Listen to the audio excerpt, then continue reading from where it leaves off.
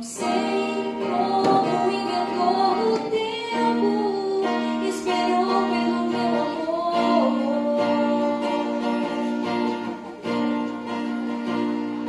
Não sei como o dono do universo teve que pedir meu coração.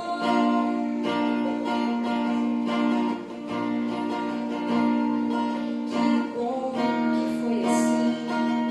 Que bom que me esperou, tão bom tu és pra mim.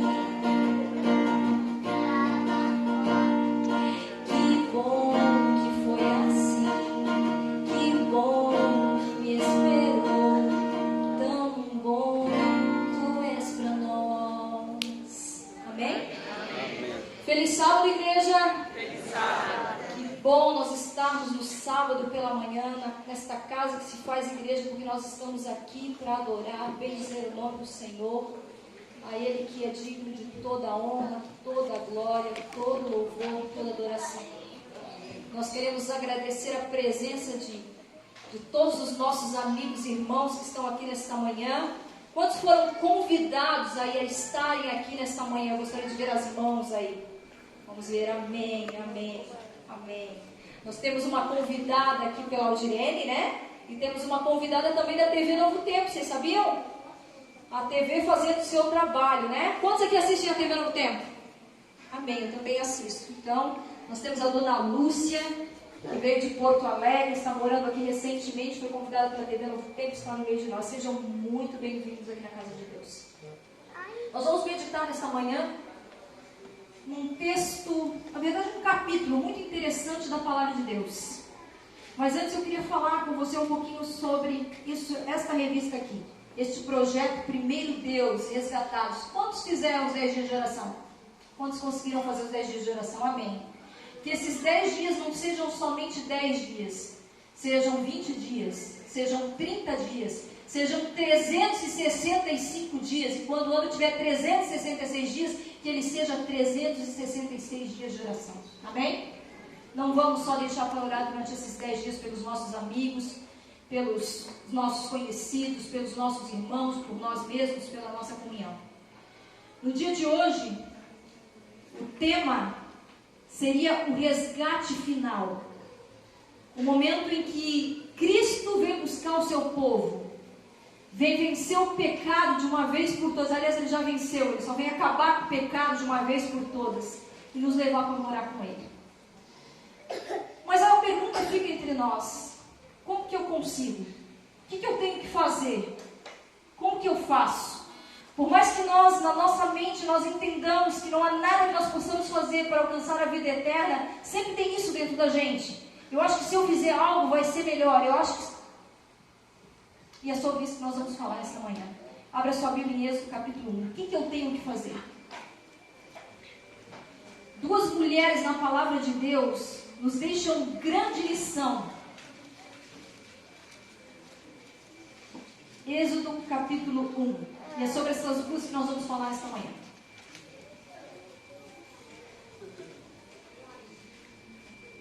Eu estou escutando um folhear de Bíblias, por isso não vou começar a ler. E é muito gostoso escutar o barulho das Bíblias abrindo, sendo folheadas aqui da frente. Êxodo capítulo 1. Feche os teus olhos mais uma vez e vamos pedir a orientação do Espírito Santo.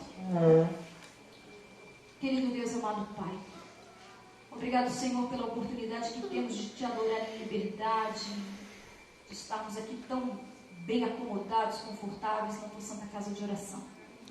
Nós te pedimos agora neste momento, Senhor, o poder do Espírito Santo, para que nos dê sabedoria e entendimento da tua palavra, e para que possamos vivê-la diligentemente, dia a dia, tendo uma vida de comunhão, relacionamento e missão contigo. Tudo isso nós te pedimos e te agradecemos em nome de Jesus. Amém. Amém, Senhor. Êxodo 1, capítulo 1, versículo 1 diz assim: são estes os nomes dos filhos de Israel que entraram com Jacó aonde mesmo? No Egito. Foi assim que o povo de Deus foi parar no Egito. E quando eu paro para pensar, por que o povo de Deus teve que ir para o Egito? O povo de Deus não era para ir para Canaã? Por que teve que desviar o curso e ir para o Egito? Mas Deus, Ele é tão maravilhoso, Ele é tão... Deus sabe de todas as coisas, embora a gente não entenda. O povo de Deus teve que passar pelo Egito. E a gente sempre ouve, né? Foi pela desobediência, também foi pela desobediência. Mas em uma época em que havia uma explosão populacional, Deus agora pega o seu povo, coloca lá no Egito e deixa eles acolhidinhos lá. Porque lá no Egito é assim, casava-se hebreu com hebreu, tribo com tribo. Teve muitos casamentos consanguíneos no início? Teve sim, mas ali Deus criou uma nação pura, uma nação santa. E Deus, assim, levando esse povo lá para o Egito, impediu que o povo se misturasse e o paganismo naquele momento entrasse dentro do meio do povo de Deus. Então, quando você ler aí, fazer seu ano bíblico, lembre-se, o povo não foi só pela desobediência. Deus transforma o mal em bênção e Deus achou ali uma oportunidade de preservar o seu povo. Mas são estes os nomes dos filhos, versículo 2. Rúben, Simeão, Levi, Judá, Isacar, Zebulon e Benjamim, Dan, Naftali, Gad e Aser. Aqui nós vemos as 12 tribos de Israel, né? Todas as pessoas, pois, que desceram de Jacó foram 70. José, porém, já estava no Egito. Essa história você já conhece. José já estava lá, havia sido vendido pelos seus irmãos, já era a segunda pessoa mais importante lá no Egito.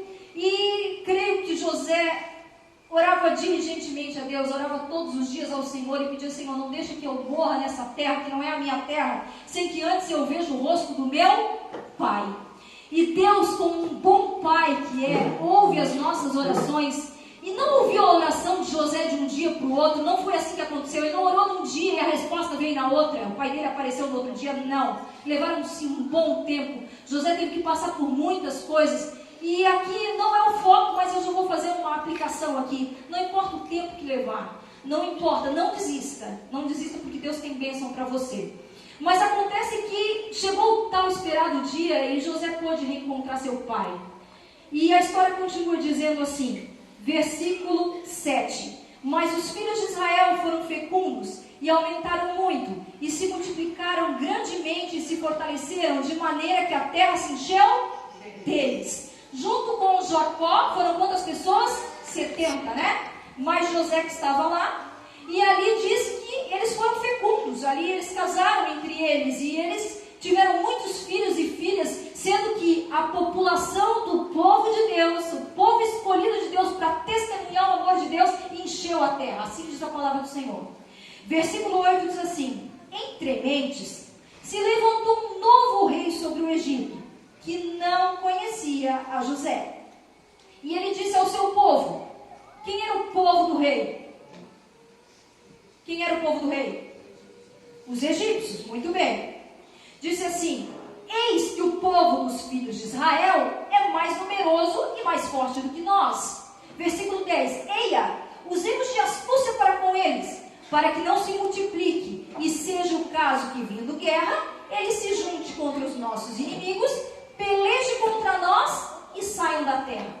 Olha só, aconteceu que aquela geração de José descansou no Senhor. Jacó, José, seus filhos, netos, quem sabe bisnetos, a Bíblia não fala exatamente quanto tempo levou, mas se levanta um novo rei, e a palavra do Senhor diz que esse rei não conheceu a história de José, e com certeza também não conheceu o Deus de José. E ele começa a olhar agora para o povo de Israel, e olha para o povo dele, que são os egípcios, e começa a temer quem? O povo de Deus. Nossa, eles estão em maior número, eles crescem demais. Acontece que se eles se juntarem com uma outra nação e guerrearem contra nós, eles vão nos vencer facilmente. E ainda vão sair daqui, nós não teremos mais pessoas para trabalhar para nós. Foi isso que o rei começou a pensar. E a história continua. Versículo 11. E os egípcios puseram sobre eles feitores de obras, para os afligirem com suas cargas. E os israelitas edificaram a Faraó as cidades celeiros, Pitom e Ramessés. Versículo 12. Mas quanto mais os afligiam, tanto mais se multiplicavam e tanto mais se espalhavam, de maneira que inquietavam por causa dos filhos de Israel. O faraó então agora se levanta e diz o seguinte: vamos fazer assim, esse povo está crescendo demais, eles estão aí com tempo vago, estão fazendo filho no tempo vago, vamos botar serviço para eles. A gente vai botar serviço pesado para eles. Enquanto eles estiverem trabalhando, muitos vão morrer de cansaço, vão morrer de outras coisas, do serviço pesado, e a gente vai conseguir controlar a população de Israel. E diz a Bíblia que eles colocaram feitores lá nos pés do povo lá. E foi nessa época que foi levantadas as duas maiores cidades lá do Egito, as cidades celeiros, onde era guardado os cereais deles. E eles afligiram o povo de Deus. Mas a palavra do Senhor diz assim, que quanto mais o povo de Deus era afligido, mais o que acontecia com o povo? O povo crescia e o povo aumentava. Deixa eu perguntar para vocês, a melhor alimentação era servida para o israelita? Não. O povo israelita tinha para comer o quê? Pão e água. As frutas, as coisas, verduras, ficavam onde? Ficava para os egípcios, lá no palácio. Então eles tinham acesso à melhor alimentação de vitaminas? Não. Mas mesmo assim Deus cuidava daquele povo. Mesmo assim Deus honrou aquele povo. E fica aqui algo para nós muito interessante. O povo de Deus, por onde ele anda, ele incomoda. O povo de Deus, por onde ele passa, ele chama atenção. Não pense você, que você sendo de Deus, você passa desapercebido pela vizinhança. Não pense você que sendo de Deus, você passa desapercebido na escola, no lugar onde você trabalha, na faculdade que você frequenta. Você não passa desapercebido. Porque onde tem povo de Deus, tem gente observando. E onde tem povo de Deus incomoda. O inimigo. Continuando aqui, versículo 14. Então, os egípcios com tirania botaram feitor no pé deles. Não deu jeito, o povo continuou crescendo. Olha o que a palavra de Deus diz. Então, os egípcios com tirania faziam servir os filhos de Israel. E lhes fizeram amargar a vida com dura servidão em barro e em tijolos, e com todo o trabalho no campo, e com todo o serviço em que a tirania os servia. Até aqui ficou entendido para nós, né? Não adiantava. Eles botavam o povo no trabalho, e o povo continuava crescendo, porque era um povo abençoado por quem? Por Deus. Agora no versículo 15, começa exatamente o ponto que eu quero que você preste bastante atenção. Nós vemos aqui a história de duas mulheres que entram aí nessa história. Essas mulheres, elas fizeram a diferença na geração delas. Essas mulheres fizeram algo que não seria esperado que elas fizessem. E o nome delas se chama uma Sifrá e a outra Poá. Não é o Poá de bolinha, roupa de bolinha, viu, mulheres? E esses nomes aí não são nomes assim lá tão interessantes para nós colocarmos nas nossas filhas, são? Eu creio que nos nossos dias atuais, não sei se eu ousaria ter uma filha hoje e colocar o nome de Sifrá ou de Poá, mas pense que para o hebreu o nome tinha todo um significado. E fica uma dica para nós quando nós colocamos os nomes dos nossos filhos, né? Vamos saber o que quer dizer o nome, né? Eles tinham, sim, ou tinha a ver com o nascimento, ou tinha a ver com uma expectativa dos pais, mas o nome tinha todo um significado. E eu fui pesquisar aí o significado de Sifrá, e Sifrá quer dizer assim, clara como o dia. Algo bem clarinho, bem maravilhoso, assim, cristalino. E Poá quer dizer esplêndida, maravilhosa. Bonito o significado, né? Mas vamos ver o que essas mulheres fizeram na geração delas de tão interessante? Para estarem na Bíblia. E a história delas aparece uma única vez, tá? É só aqui no livro de Êxodo mesmo. Depois a gente não vai ouvir mais falar das duas na Bíblia. Mas vamos encontrá-las no céu, amém? Amém? Eu quero conhecer essas duas. Porque eu já preguei tanto sobre elas que eu quero conhecer elas. Vamos lá, versículo 15. O rei do Egito ordenou as parteiras hebreias, das quais uma se chamava Sifrá e a outra Poá, dizendo: quando servirdes de parteiras hebreias, examinai. Se for filho, matai. Mas se for filha, que viva. Olha a estratégia do rei. Botou serviço no povo. Não deu jeito. Agora, Satanás está por trás desse negócio, né? Porque uma ideiazinha do mal. Ele começa a chamar duas mulheres lá, Sifrá e Poá. E a pergunta que eu faço para você é: ele conhecia essas mulheres, sim ou não? Ele conhecia, sim ou não? Sim, óbvio. Porque se ele manda chamar as duas, é porque elas tinham alguma fama lá no meio de Israel. E não era para pouco mesmo, né? Porque as duas, elas eram parteiras. E nós podemos, assim, ao analisar a história, dizer que elas eram talvez ali o obstetrícia da época, o topo da medicina ginecológica da época. Essas duas mulheres, elas eram conhecidas, eram elas que faziam o parto das hebreias. E eu creio até que talvez elas tivessem uma escola de obstetrícia lá, porque somente as duas, do jeito que eles tinham filhos, elas não iam dar conta de fazer todos os partos. E por ser conhecida do rei, com certeza ela também não fazia, nós vamos confirmar isso na Bíblia, só o parto das hebreias. Elas também eram chamadas para fazer o parto das egípcias.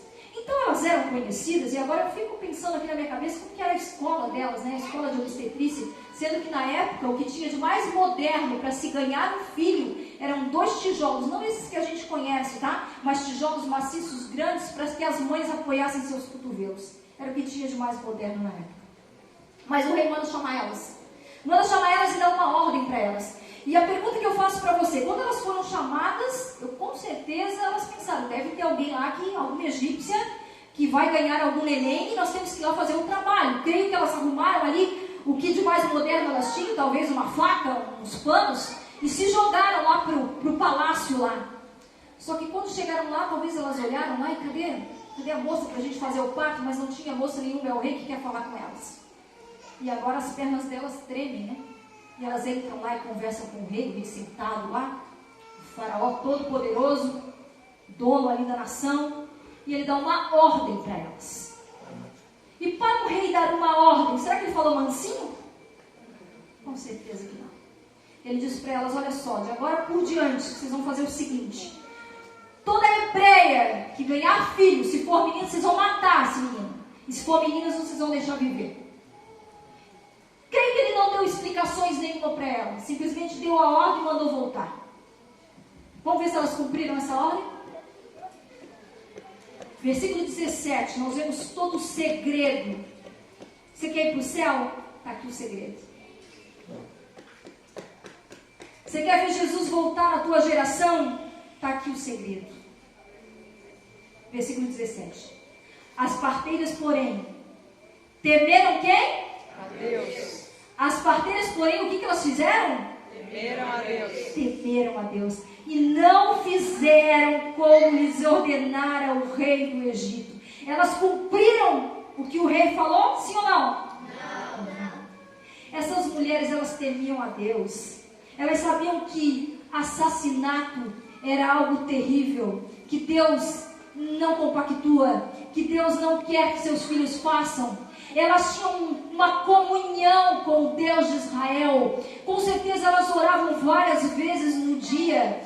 Elas tinham um relacionamento com as outras pessoas. Elas tinham uma vida de missão, porque elas serviam as hebreias e também até as egípcias. Porque quando a gente serve a Deus, a gente não escolhe a quem servir, a gente não faz acepção de pessoas. A gente serve a quem Deus coloca no nosso caminho, independente do quê.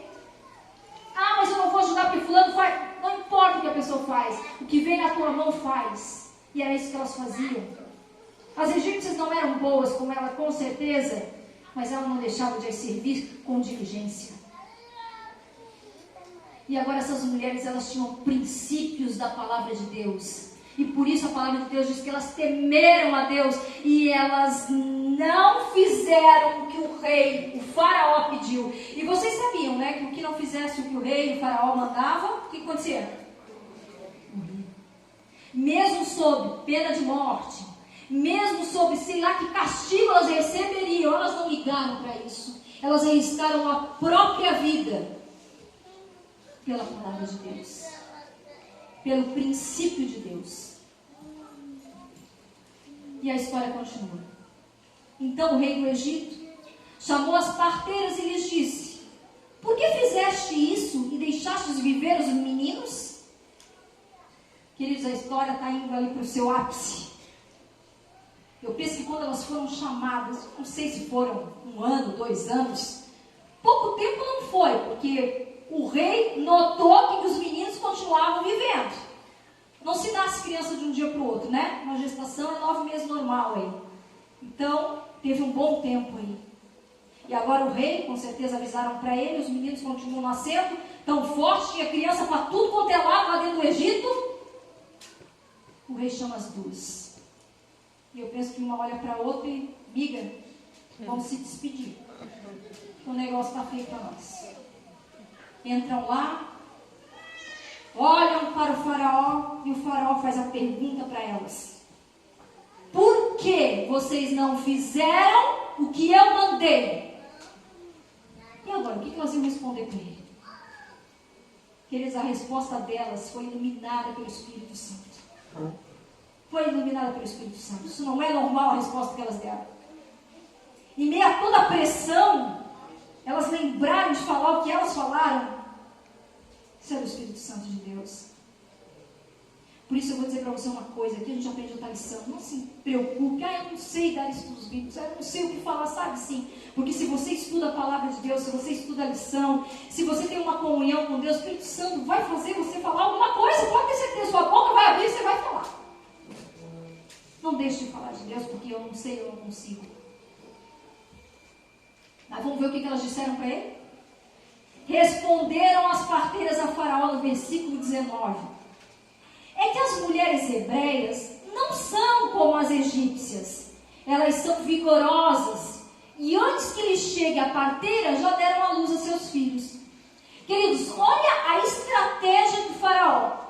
Não era que elas fossem lá fazer o parto da hebreia, e depois que a criança nascesse ali, elas fossem lá e apertassem, sabe, e matassem a criança na frente da mãe. Não era essa a estratégia. A estratégia era a seguinte, que elas fossem fazer o parto, e mesmo antes que a mãe soubesse que a criança nasceu viva, elas tinham que dar um jeito de matar essa criança, para que a mãe visse que a criança estava morta, nasceu morta. E assim as hebreias iam começar a ter meninos sempre nascendo mortos, e elas começariam a pensar: Senhor, o que fizemos nós? Que pecado tem o teu povo cometido, que o Senhor está nos castigando? Olha o jogo de intriga que o inimigo queria fazer no meio do povo de Deus.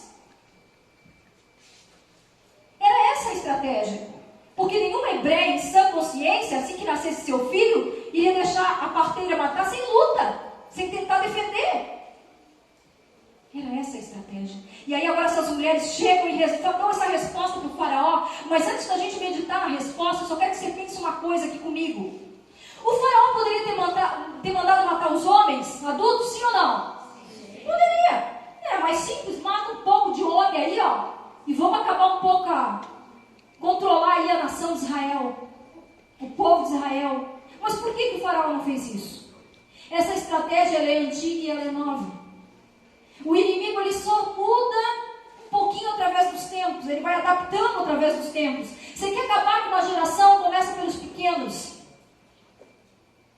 Se nós queremos uma igreja forte, amanhã vamos investir nos pequenos. Como que era a Europa lá pelo século XX? Se nós lembrarmos a história dos Estados Unidos, um país protestante, por que os Estados Unidos é um país tão forte? Porque eles temiam a Deus. A Europa era um país cristão, e por isso chega no ponto que chegou. Mas quando começaram a introduzir ali, pode qualquer coisa. Você pode ser o que você quiser, você pode adorar quem você quiser. O importante é ter amor no coração. O importante é ser do bem. E hoje em dia, nas nossas escolas, como que está sendo?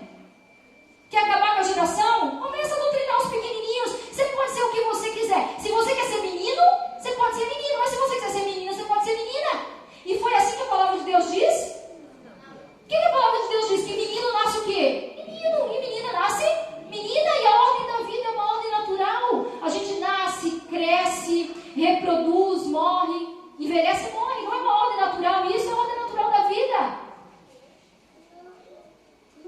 Quer acabar com a geração? Planta os pequenininhos. Daqui a alguns anos está colhendo. Olha que estratégia. Essa é a estratégia do faraó. Mas sabe o que essas mulheres agora, inspiradas pelo poder do Espírito Santo, elas chegam e dizem para ele: olha, faraó, o negócio é o seguinte, é que as hebreias, elas não são iguais às egípcias. As egípcias, a gente chega lá, às vezes elas levam 3 dias, 4 dias de trabalho de parto, e elas são fraquinhas, elas não conseguem, a gente tem que ajudar. As hebreias são diferentes, faraó. Quando a gente chega lá, elas são vigorosas, são fortes. A gente chegou, o filhinho já nasceu, já chorou, não tem mais como a gente matar. É só cortar o cordão umbilical e botar para mamar. Essa resposta foi de Deus ou não foi? vem a bênção para essas mulheres. Porque toda vez que você se mantém fiel, a bênção é garantida. Aquilo que Deus prometeu para nós, de dizer que Ele subiu, e que Ele foi preparar um lugar, e que Ele vai voltar, você pode ter certeza que se Ele prometeu, Ele vai voltar. Porque Deus é sempre fiel em suas promessas. E no versículo 20, essas mulheres ganharam a bênção delas. E Deus fez bem as parteiras. E o povo aumentou e se tornou muito forte. Não conseguiu controlar o povo. E porque as parteiras temeram a Deus, olha o segredo delas. Ele lhes constituiu família. Que coisa linda. Quantos pedidos a gente teve essa semana durante esses 10 dias, né? Nós ali na Palhocinha, a gente fez no PG Palhocinha, a gente fez o nosso grupo. Cada pessoa colocou as pessoas que estavam orando. E nós fizemos uma lista bem grande para todas as noites orar por todos e não esquecer de nenhum. Quantas vidas, quantos pedidos diferentes, quantos sonhos, quantas realizações, quantos pedidos por saúde, por libertação, pelo casamento. Quantos pedidos. E essas duas mulheres aqui pela história, elas eram duas solteironas aí. Estavam sendo incumbidas a trabalhar e fazer parto. Para servir. Nasceram para servir outras mulheres. Mas pelo que a Bíblia fala, diz que Deus agora realiza um sonho delas. Por isso que de vez em quando elas conversavam, poxa, né? A gente viu um primo casar, um tio, todo mundo tendo filhos, e eu e você que ainda não temos família, não temos filhos. E agora eu vejo Deus dizendo assim, porque vocês foram tementes a mim, eu vou realizar o desejo do coração de vocês, vocês vão constituir família. E agora essas duas solteironas casam. E elas têm filhos. E agora eu fico imaginando aqui Cifrá fazendo o parto de Poá, e Poá fazendo o parto de Cifrá, e as duas se abraçando e amamentando. Gente, tema a Deus. E Deus vai realizar os desejos do seu coração. Tema a Deus. E nós vamos poder ver Jesus voltando nas nuvens dos céus. Tema a Deus. E nós vamos ver a promessa cumprida na nossa vida. Amém? Amém.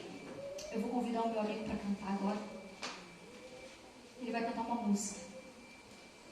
Que nesse momento você se lembre de todos os pedidos que você fez durante esses 10 dias. Mas que mais do que isso, você assuma um compromisso com Deus de continuar em oração, mesmo que a resposta não venha agora. De continuar em oração e ser temente a Deus. Como é que eu consigo ser temente a Deus? Comunhão, relacionamento, missão. Não procure outras coisas. Aceite a Jesus. Vá aos pés da cruz e tenha comunhão, relacionamento, missão. Isso vai te levar ao discipulado. Isso te leva a ser temente a Deus. Enquanto ele canta, nós oramos. E depois oramos juntos, tá bom?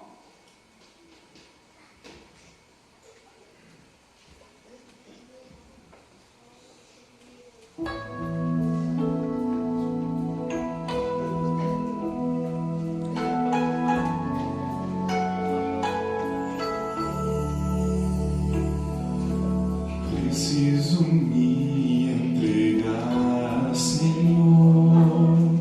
Preciso a Ti me entregar. Preciso ouvir Tua voz a me falar.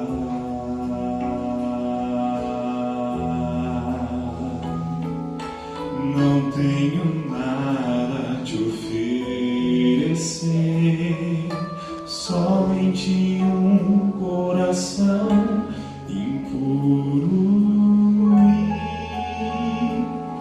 pecador. Mas aqui estou, me aceita, Senhor. Cante junto. Toma os meus pensamentos, meus dons e meus bens.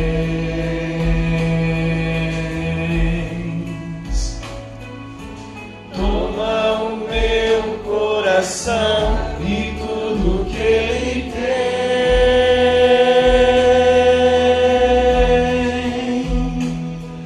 Renova, Senhor, meu viver. Derrama em mim teu amor. Quero pra sempre servi-lo por onde for.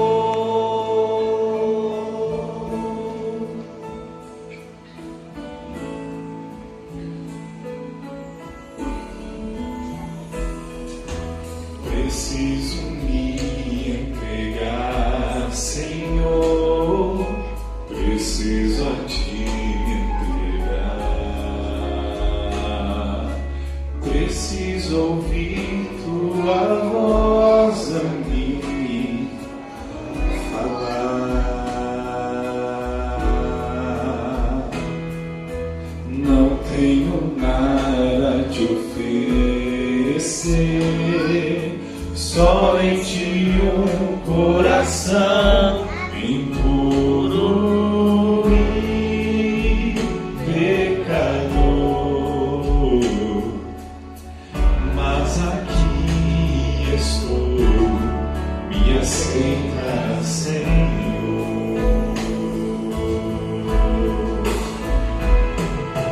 Toma os meus pensamentos, meus dons e meus bens.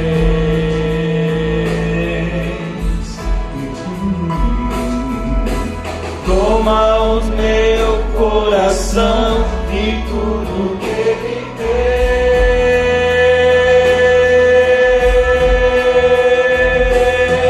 Renova, Senhor, meu viver. Derrama em mim teu amor. Quero pra sempre servi-lo por onde for.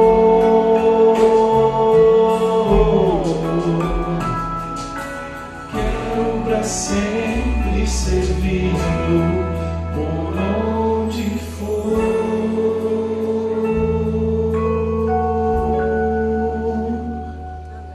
Amém, Senhor. Quero pra sempre servi-lo por onde